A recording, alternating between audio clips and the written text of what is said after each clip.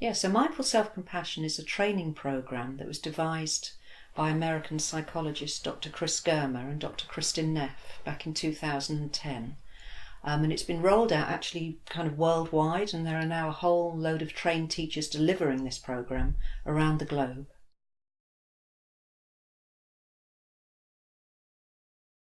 The way that the course is conceptualised is really around three major components. So the first component, not surprisingly, as it says in the title, is mindfulness. So that sense that we really need to be awake and aware, be mindful, noticing what is going on. So noticing what thoughts are around for us, maybe how we're speaking to ourselves internally, what our body's telling us, are there tensions in the body, what emotions are around, how we're behaving, all of that, really being alert and awake. So mindfulness is the real foundation for mindful self-compassion. The second component is one that's referred to as common humanity. And this is quite key because very often, especially when we're struggling, we can really sort of kind of narrow our perceptual field, and it's all about me and how I'm struggling and how this is difficult, or maybe I'm not good enough, or why has my life taken this turn? But when you think about it, we actually all have challenges in life. There isn't anybody who doesn't have difficulties at different times. And we really major on that sense of, this is actually what links us, this sense of common humanity. We are, each and all of us, working with the human condition. So we really plug into that sense of, this is what's showing up for me right now, and this often does for all sorts of people too. So that sense not of narrowing, but of broadening out to a sense of remaining connected with others, even in difficult times. And then the third component is self-kindness. So given this is happening at the moment, how might I be kind to myself? What would be a kind and skillful way to support myself at this challenging time?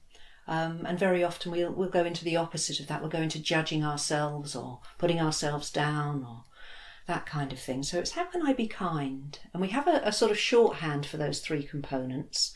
So for mindfulness, common humanity and self-kindness. And we call it loving connected presence. So we're cultivating this sense of loving, being kind, connected, as in common humanity, and presence, our mindfulness. We're really dwelling in this state of loving, connected presence as best we can, learning the skills during the training program.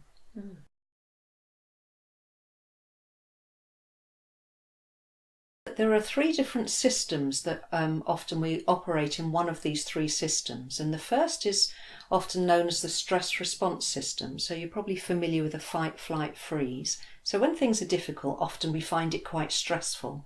But it doesn't necessarily serve us well to respond to that with a sense of kind of trying to fight what's happening or fly away from it or just freeze in the face of it.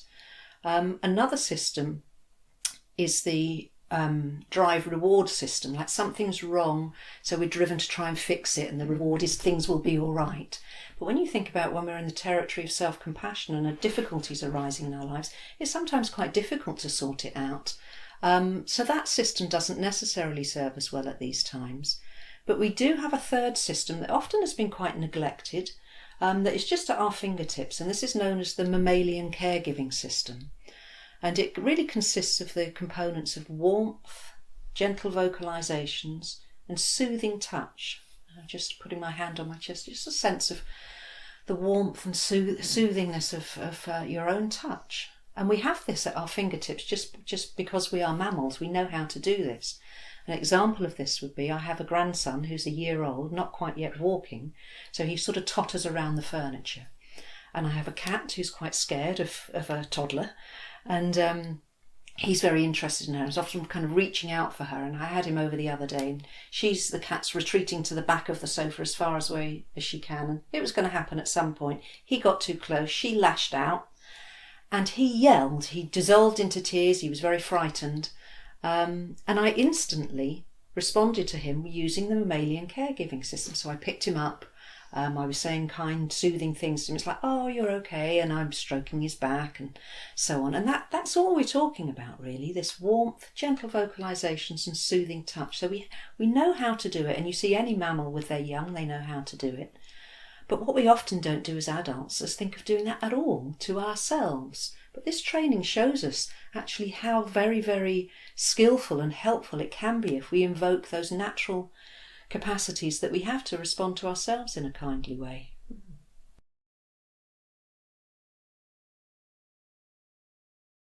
Yeah, and that's not unusual for participants inquiring about the training, thinking, oh, this sounds a little bit like, oh, yes, am I going to become very soft and very weak? But actually, what we discover is that through engaging in the mindful self-compassion training, people become a lot more resilient, have a lot more resources. It's really a resource building program where we develop the capacities to really take care of ourselves in a skillful way. So actually we're much more able to cope with adversity, challenging life situations such as bereavement or divorce or any challenge that you think of. We actually develop the capacity not to be self-indulgent or self-pitying, but more to develop an inner strength, and we are more able then to be there for other people as well. Because it can sound a little bit like, oh, it's all about me, me, me. But actually, there's a whole body of research, and just anecdotally, experientially, we find that people actually engage much better in their relationships and much more able to be available for others by taking care of themselves.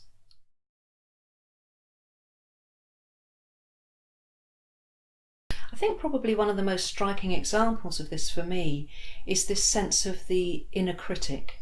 And most people can recognise what I mean by that often we have this little voice putting us down, especially when we've had a misfortune or feel we're failing in some way. That can be a little bit, you're not good enough, or you haven't done that right, and so on. And through the mindful self-compassion training, we get really familiar with that, and it can be quite shocking actually to discover, and I know it was for me when I first took the programme as participant, actually how we speak to ourselves sometimes. But also getting some understanding of what's this about, where is the self-critic coming from? And quite often we'll find actually it's trying to help us, it's trying to support us to change in some way or to deal with something. But when, for instance, I did it, I found myself, so we do this as a reflective exercise, you're kind of jotting down what comes up when you're thinking about a particular example. And I found myself writing things like, oh, you're not good enough, you're never going to sort this out. Yeah, you're a real failure. Look at how you are. And I was really quite taken aback by that. And the final piece was, and you're supposed to be a mindfulness teacher. That was the biggest insult that I was hurling at myself. But on exploring it, what I discovered was that the inner critic was actually trying to help me to change. It was almost trying to shock me or spur me on in some way, trying to motivate me to make a change in my life. But I realised that mechanism hadn't been serving me very well. So I got to a point almost of saying, well, thanks, but no thanks. I see you're trying to help, but actually, this is making me feel worse. And then we spent some time exploring whether we might be able to find a more self-compassionate way of speaking to ourselves.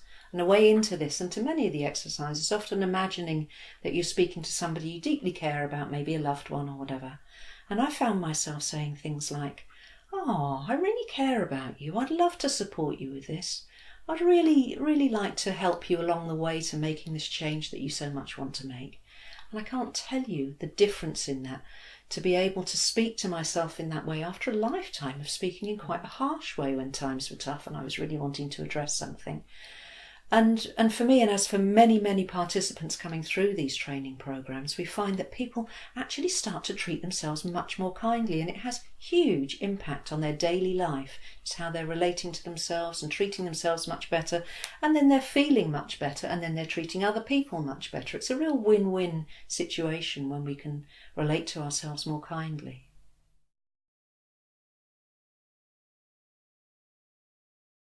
So it's a training that's typically offered over an 8-week programme, so attending a class a week for 8 weeks.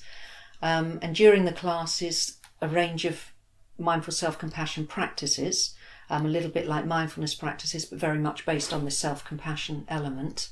Time for work in small pairs, a whole load of different reflective exercises where we're looking at what comes up for us, what's going on for us in terms of how we're living our lives and how we're relating to ourselves. And as with many of these trainings, there is also the encouragement to do what we call home practice in between the sessions. So there are recordings of practices for people to take away and do at home. But another format it's also offered in is a 5-day residential intensive programme. So effectively the whole of the material of the 8 weeks is offered in a residential format over 5 days. So it's a whole blend of learning some conceptual understandings, some reflective exercises, and some self-compassion practices that gradually infiltrate your life in the everyday.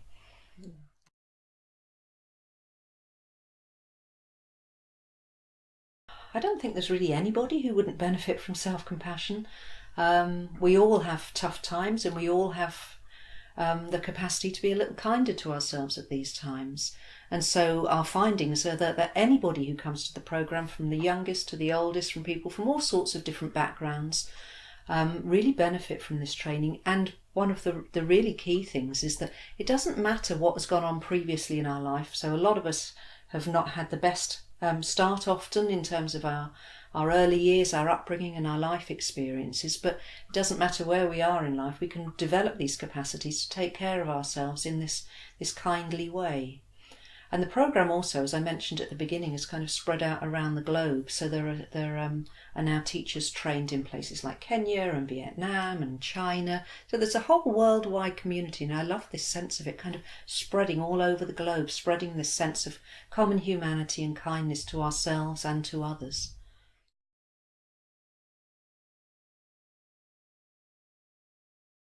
Well, an obvious first place to go is to the Centre for Mindful Self-Compassion website, which has a worldwide directory of trained teachers and the programmes that they're offering across the world. More locally in the UK, the Mindfulness Network regularly offers the intensive version of the training over 5 days. So those would be two obvious go-to places, and also just looking in your local area, seeing what might be around.